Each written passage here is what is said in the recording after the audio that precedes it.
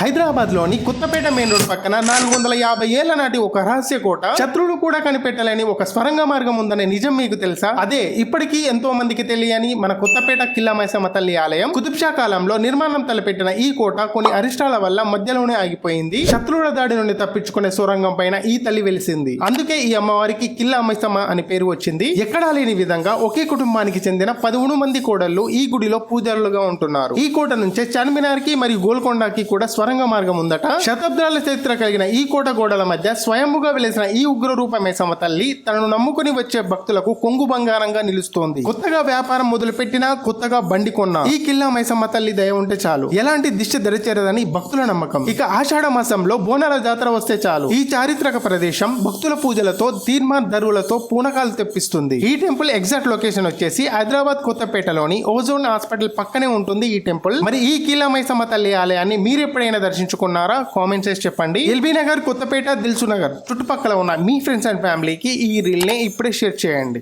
నమస్తే, ఉంటా మరి.